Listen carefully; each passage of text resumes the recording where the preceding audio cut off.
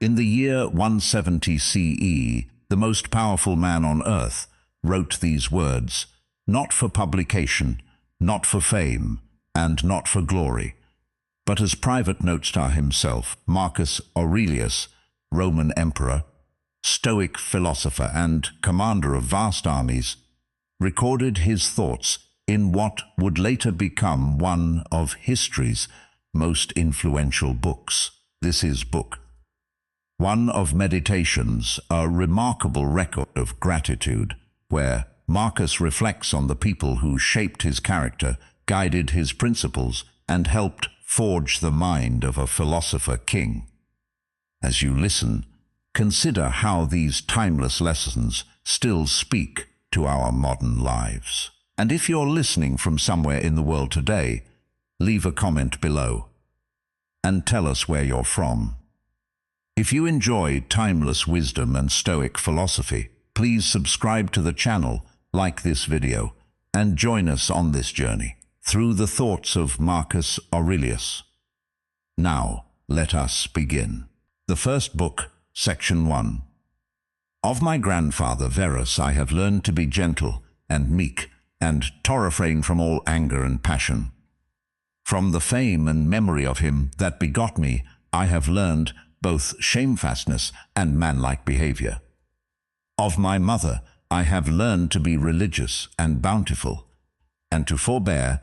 not only to do, but to intend any evil, to content myself with asperdiet, and to fly all such excess as is incidental to great wealth. Of my great-grandfather, both to frequent public schools and auditories, and to get me good and able teachers at home, and that I ought not to think much, if upon such occasions I were at excessive charges. Section 2. Of him that brought me up, not to be fondly addicted to either of the two great factions of the coursers in the circus, called Prasini and Veneti, nor in the amphitheatre, partially to favour any of the gladiators, or fencers, as either the Parmularii or the secutors, moreover, to endure labour, nor to need many things, when I have anything to do it myself rather than by others, not to meddle with many businesses, and not easily to admit of any slander. Section 3. Of Diognetus, not to busy myself about vain things, and not to easily leave those things which are commonly spoken, by such as take upon them to work wonders, and by sorcerers or prestidigitators and impostors, concerning the power of charms, and their driving out of demons, or evil spirits, and the like. Not to keep quails for the game, nor to be mad after such things. Not to be offended with other men's liberty of speech, and to apply myself unto philosophy. Him also I must thank, that ever I heard first Bacchius, then Tandasis, and Marcianus, and that I did write dialogues in my youth, and that I took liking to the philosophers' little couch and skins, and such other things, which by the Grecian discipline are proper to those who profess philosophy. Section 4. To Rusticus I am beholding, that I first entered into the conceit, that my life wanted some redress and cure, and then that I did not fall into the ambition of ordinary sophists, either to write tracts concerning the common theorems, or to exhort men unto virtue and the study of philosophy, by public orations, as also that I never by way of ostentation did affect to show myself an active able man for any kind of bodily exercises,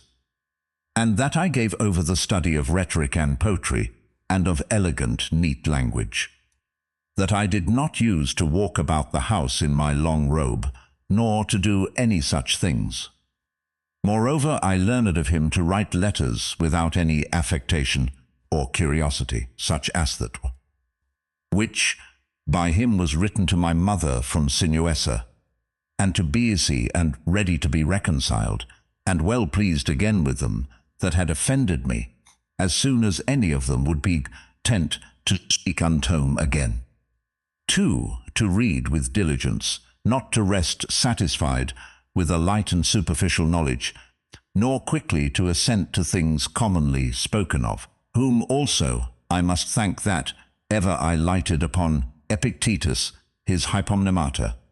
or moral commentaries and common factions, which also he gave me of his own. Section 5. From Apollonius, true liberty and unvariable steadfastness, and not to regard anything at all, though never so little, but right and reason. And always, whether in the sharpest pains, or after the loss of a child, or in long diseases, to be still the same man, who also was a present and visible example unto me, that it was possible for the same man to be both vehement and remiss, a man not subject to be vexed and offended with the incapacity of his scholars and auditors in his lectures and expositions, and a true pattern of a man who, of all his good gifts and faculties, least esteemed in himself that is excellent and positatate skill and ability, scomich and persuades the common theorems and maxims Stoic philosophy. Of him also I learned how to receive favors and kindnesses, as commonly they are accounted, from friends, so that I might not become obnoxious unto them, for them, nor more yielding upon occasion than in right I ought, and yet so that I should not pass them neither, as an unsensible and unthankful man. Section 6. Of Sextus, and the pattern of a family governed with paternal affection, and a purpose to live according to nature, to be grave without affectation, to observe carefully the several disposition of my friends, not to be offended with idiots, nor unseasonably to set upon those that are carried with the vulgar opinions, with the theorems and tenets of philosophers. His conversation being an example, how a man might accommodate himself to all men and companies, so that though his company were sweeter and more pleasing than any flatterer's cogging and fawning, yes, it was it, at the same time most respected and reverenced, who also had a proper happiness and faculty, rationally and methodically to find out, and set in order all necessary determinations and instructions for a man's life. A man without ever the least appearance of anger or any other passion,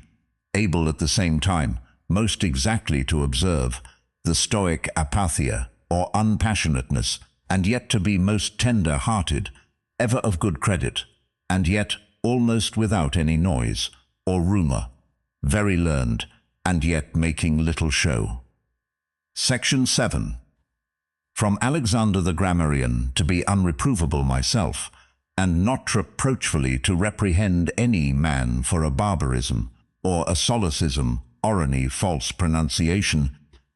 but dexterously by way of answer, or testimony, or confirmation of the same matter, taking no notice of the word, tutor it as it should have been spoken, or by some other such close and indirect admonition, handsomely and civilly to tell him of it. Section 8.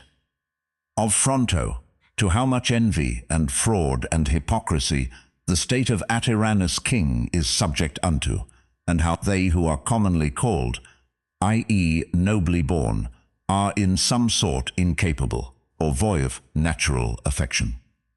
Section 9. Of Alexander the Platonic, not often, nor without great necessity to say, or to write to any man in a letter, I am not at leisure, nor in this manner, still to put off those duties which we owe to our friends and acquaintances, to everyone in his kind, under pretence of urgent affairs. Section 10. Of Canatulus, not to contemn any friend's expostulation, though unjust, but to strive to reduce him to his former disposition, freely and heartily, to speak well of all my masters, upon any occasion, as it is reported of Domitius and Athenotus, and to love my children with true affection. Section 11. From my brother Severus, to be kind and loving to all them of my house and family, by whom also I came to the knowledge of Thrasea and Helvidius and Cato and Dio and Brutus. He it was as also that did put mine the first conceit and desire of an equal commonwealth, administered by justice and equality, and of a kingdom wherein should be regarded nothing more than the good and welfare of the subjects. Of him also to observe a constant tenor,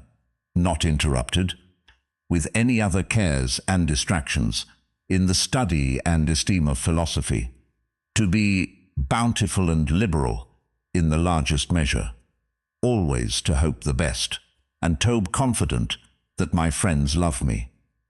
in whom I moreover observed open dealing towards those whom he reproved at any time, and that his friends might without all doubt or much observation know what he would or would not, so open and plain was he. Section 12. From Claudius Maximus, in all things to endeavour to have power of myself, and in nothing to be carried about, to be cheerful and courageous in all sudden chances and accidents, as in sicknesses, to love mildness and moderation and gravity, and to do my business, whatsoever it be, thoroughly and without querulousness. Whatsoever he said, all men believed him, that as he spake, so he thought, and whatsoever he did, that he did it with a good intent. His manner was never to wonder at anything, never to be in haste, and yet never slow, nor to be perplexed or dejected, or at any time unseemly or excessively to laugh, nor to be angry or suspicious, but ever ready to do good, and to forgive, and to speak truth. And all this, as one that seemed rather of himself to have been straight and right, than ever I too to have been rectified or redressed. Neither was there any man that ever thought himself undervalued by him, or that could find in his heart to think himself a better man than he. He would also be very pleasant and gracious. Section 13. In my father I observed his meekness, his constancy without wavering in those things, which after a due examination and deliberation he had determined. How free from all vanity he carried himself in matter of honour and dignity, as they are esteemed. His laboriousness and assiduity, his readiness to hear any man, that had aught to say tending to any common good, how generally and impartially would give every man his due, his skill and knowledge, when rigor extremity, or when remissness or moderation was in season. How he did abstain from all unchaste love of youths, his moderate condescending t'other men's occasions as an ordinary man, neither absolutely requiring of his friends that they should wait upon him at his ordinary meals, nor that they should of necessity accompany him in his journeys, and that whensoever any business, upon some necessary occasions, was to be put off and omitted before it could be ended, he was ever found when hewant about it again, the same man that he was before. His accurate examination of things in consultations and patient hearing of others, he would not hastily give over the search of the matter, as one easy to be satisfied with sudden notions and apprehensions. His care to preserve his friends, how neither at any time he would carry himself towards them with disdainful neglect, and grow weary of them, nor yet at any time madly fond of them. His contented mind in all things, his cheerful countenance, his care to foresee things afar off, and to take order for the least, without any noise or clamour.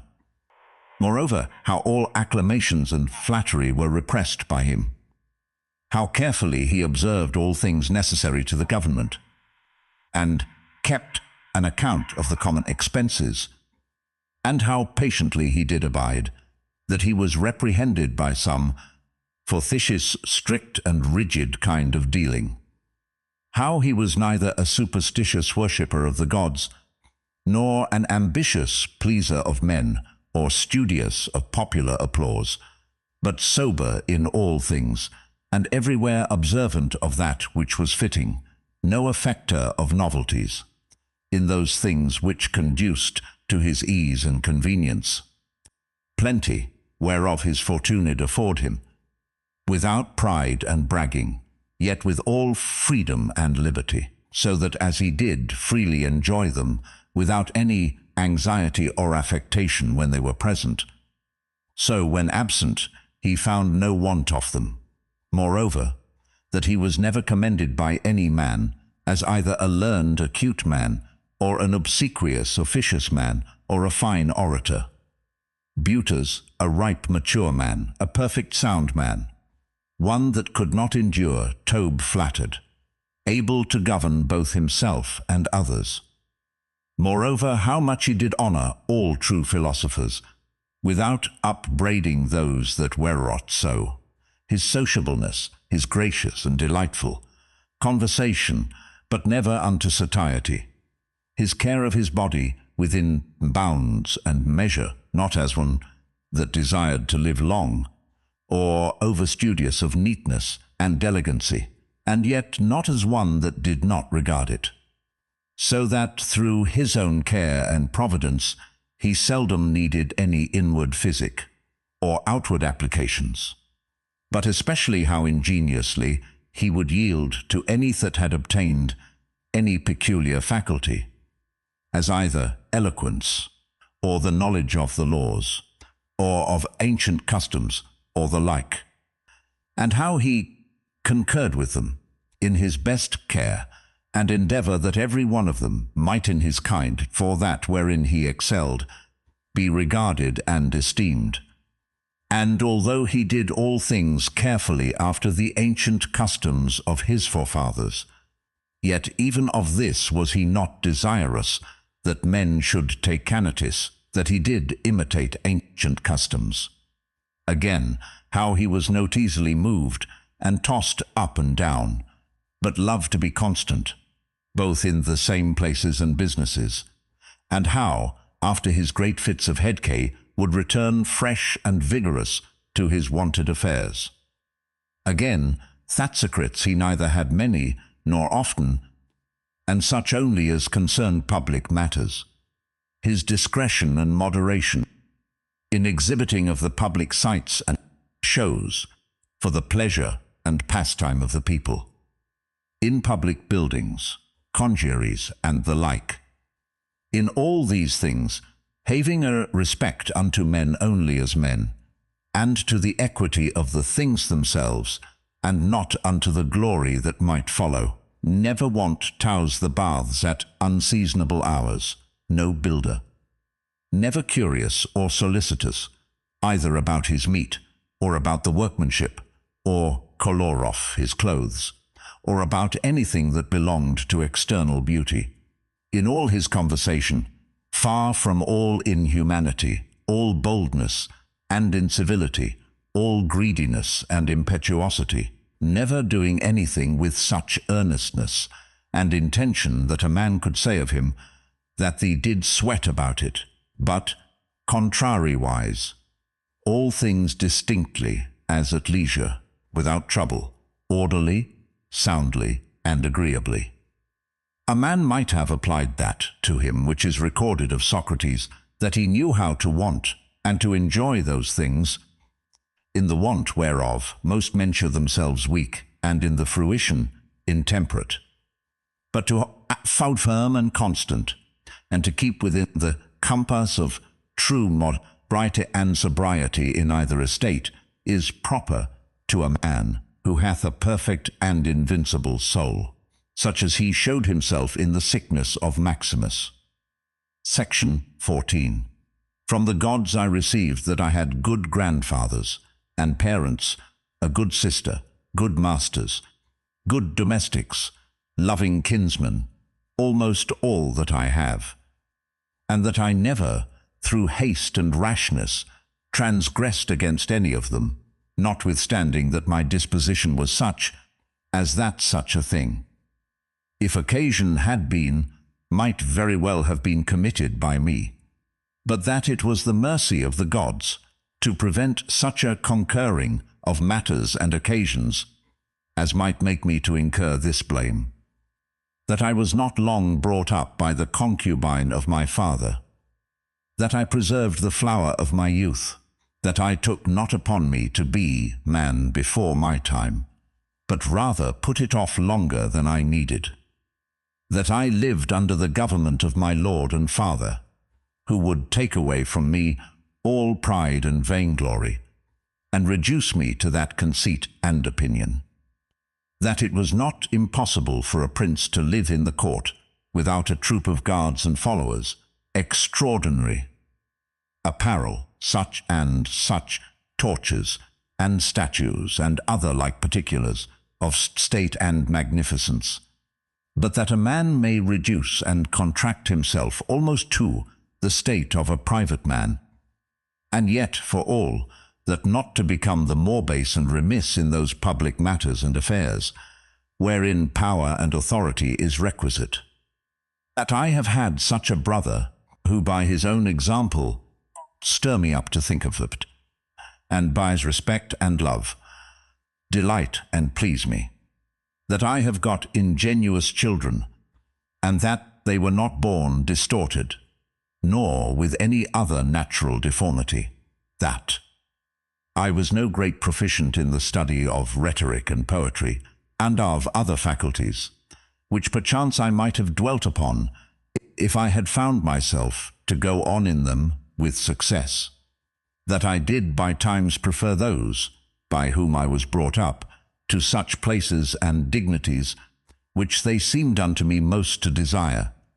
and that I did not put them off with hope and expectation, that, since that they were yet but young, I would do the same hereafter, that I ever knew Apollonius and Rusticus and Maximus, that I have had occasion often and effectually to consider and meditate with myself, concerning that life which is according to nature, what the nature and manner of it is, so that as for the gods and such substance, helps and inspirations, as might be expected from them, nothing did hinder, but that I might have begun long before to live according to nature, or that even, now that I was not yet partaker and possession of that life, that I myself, in that I did not observe those inward motions and suggestions, yea, and almost plain and apparent instructions and admonitions of the gods, was the only cause of it, that my body in such a life hath been able to hold out so long, that I never had to do with Benedicta and Theodotus, yea, and afterwards, when I fell into some fits of love, I was soon cured, that having been often displeased with Rusticus, I never did him anything for which afterwards I had occasion to repent, that it being so that my mother was to die young, yet she lived with me all her latter years, that as often as a purpose to help and succor that either were poor or fallen into some present necessity, I never was answered by my officers, that there was not ready money enough to do it,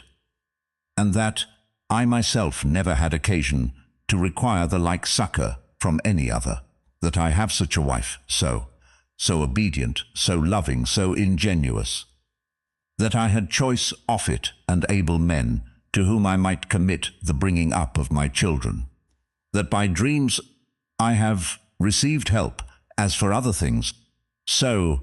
in particular how I might stay my casting of blood and cure my dizziness, as that also that happened to thee in Carhata, as unto Chryses,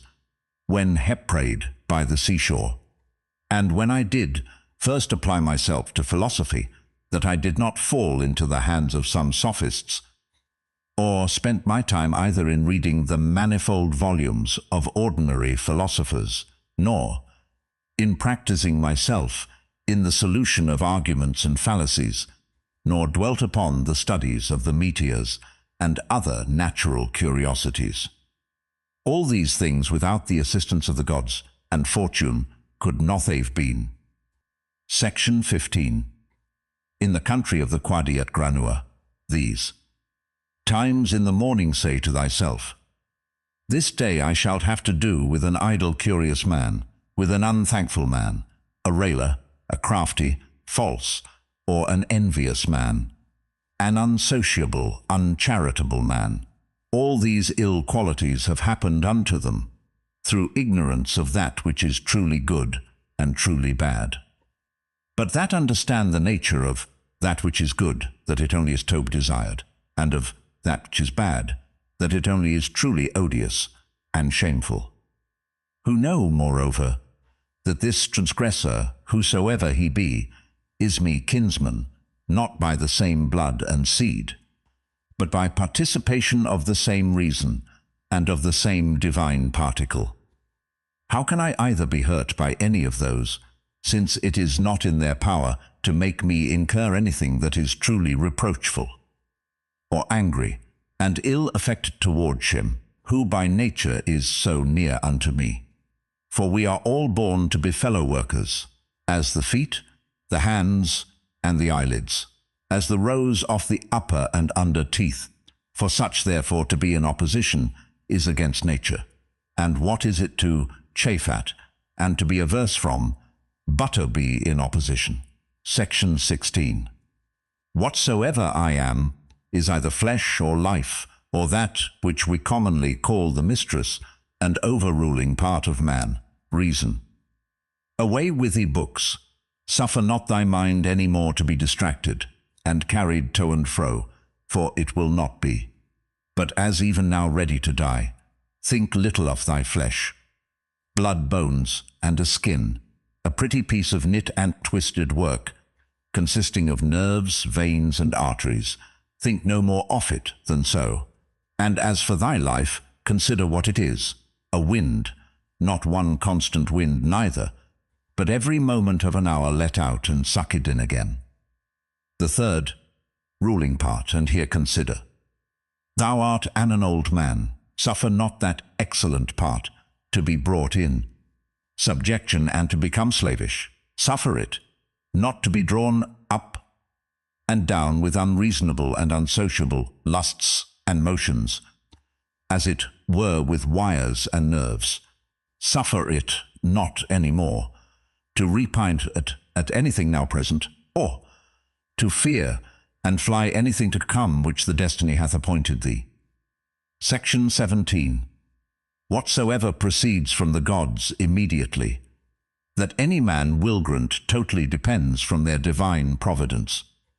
As for those things that are commonly said to happen by fortune, even those must be conceived to have dependence from nature, or from that first and general connection and concatenation of all those things, which more apparently be the divine providence, are administered and brought to pass. All things flow from thence. And whatsoever it is that is both necessary and conducing to the whole, part of which thou art. And whatsoever it is that is requisite and necessary for the preservation of the general, must of necessity for every particular nature be good and be helpful. And as for the whole, it is preserved, as by the perpetual mutation and conversion of the simple elements one into another, so also by the mutation and alteration of things mixed and compounded. Let these things suffice thee. Let them be always unto thee, as thy general rules and precepts. As for thy thirst after books, away with it with all speed, that thou die not murmuring and complaining, but truly meek and well satisfied, and from thy heart thankful unto the gods.